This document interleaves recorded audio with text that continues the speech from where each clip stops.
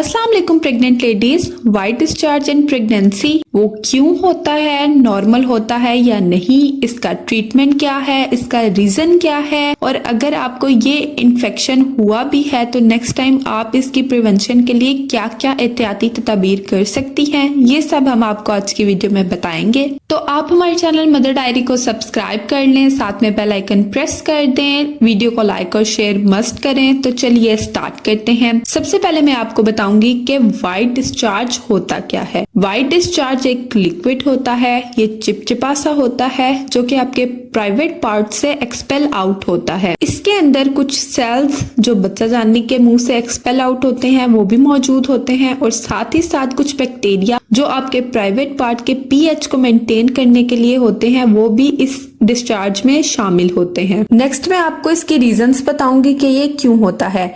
आपके अंदर प्रेगनेंसी को कंटिन्यू रखने के लिए एस्ट्रोजन और प्रोस्ट्रोजन हार्मोन की तादाद ज्यादा होती रहती है। एस्ट्रोजन और प्रोस्ट्रोजन हार्मोन आपके वजाइनल मसल को सॉफ्ट रखता है और इसी वजह से आपको वाइट डिस्चार्ज भी होता है। सेकेंड पॉइंट इज आपके बढ़े हुए यूट्रस को बच्चे के लिए ब्लड सप्लाई ज्यादा देना होता है, तो बढ़े हुए ब्लड सप्लाई की वजह से भी वाइट डिस्चार्ज ज्यादा हो जाता है।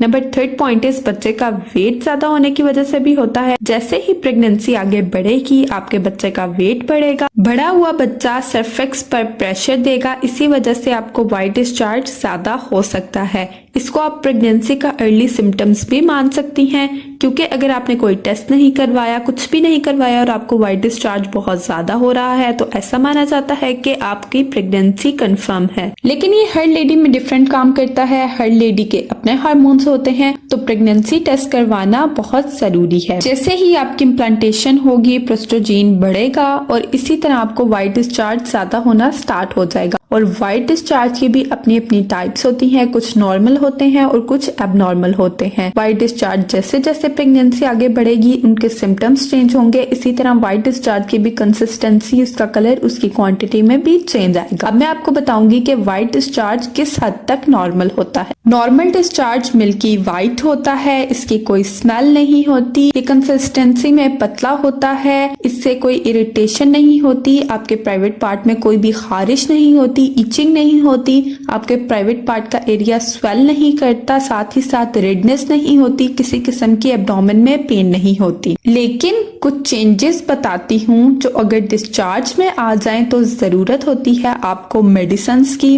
जी हाँ, अब हम बात करने वाले हैं एबनॉर्मल डिस्चार्ज में। सबसे पहले तो स्मेल बहुत ज्यादा आती है, आपके डिस्चार्ज का कलर व्हाइट से हटकर ग्रीन या येलो हो जाता है, आपको प्राइवेट पार्ट में बहुत ज्यादा खारिश होती है, बहुत ज्यादा रेडनेस होती है, आपके पेट के निचले हिस्से में बहुत ज्यादा दर्द होता है। प्रेगनेंसी के दौरान यीस्ट इन्फेक्शन की वजह से डिस्चार्ज चेंज हो जाता है। एक्चुअली में वाइट डिस्चार्ज एक प्रोटेक्टिव लेयर का काम करता है जो कि सर्वेक्स के आगे एक लेयर बना देगा, बैक्टीरिया को अंदर ही नहीं जाने देगा। अगर फंगल इन्फेक्शन ऊपर चला जाता है तो बात अबॉर्शन तक भी चली जाती है। अगर ये लास्ट के मंथ में हो जाए तो प्री टर्म लेबर के चांसेस बहुत ज्यादा होते हैं। अब यहाँ पर मैं कुछ आपके साथ प्रिकॉशंस शेयर करूंगी कि इसको रोकने के लिए आप क्या क्या प्रिकॉशंस कर सकती हैं, यानी कि एबनॉर्मल डिस्चार्ज को रोकने के लिए आप क्या क्या प्रिकॉशंस कर सकती हैं। नंबर 1 इज दिन में 2 बार आपने अपनी पैंटी को चेंज करना है। नंबर 2 पॉइंट इज आपने अपने प्राइवेट पार्ट के लिए बहुत अच्छे प्रोडक्ट्स यूज करने हैं। मार्केट में बहुत अच्छे अच्छे प्रोडक्ट्स अवेलेबल हैं, उससे आपने सुबह और रात में अपने प्राइवेट पार्ट को क्लीन करना है। नंबर 3 पॉइंट इज आपने अपनी पैंटी को हमेशा धूप में ही सुखाना है, ऐसा करने से इन्फेक्शन के चांसेस कम हो जाते हैं। नंबर 4 पॉइंट इज अगर फिर भी आपको इन्फेक्शन हो जाए तो आप अपनी पैंटी को धोने के बाद लाजमी डेटॉल के पानी में डिप करके रखें।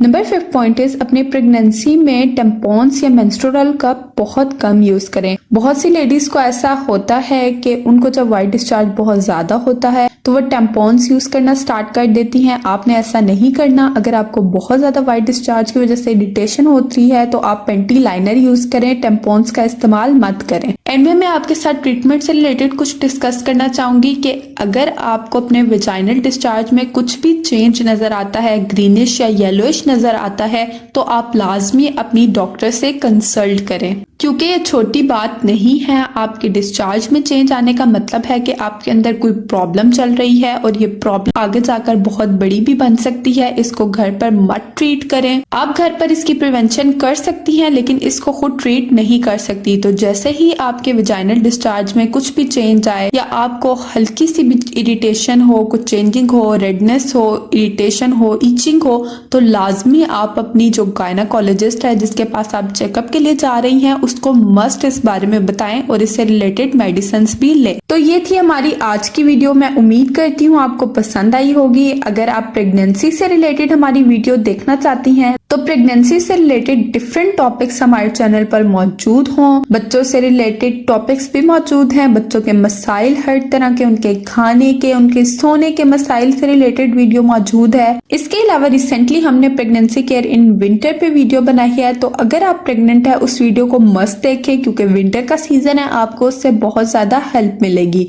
हमारे चैनल मदर डायरी को सब्सक्राइब करना ना भूलें। वीडियो को लाइक और शेयर मस्ट करें। अपना बहुत बहुत ख्याल रखें। हमें अपनी दुआओं में याद रखें। अल्लाह हाफिज।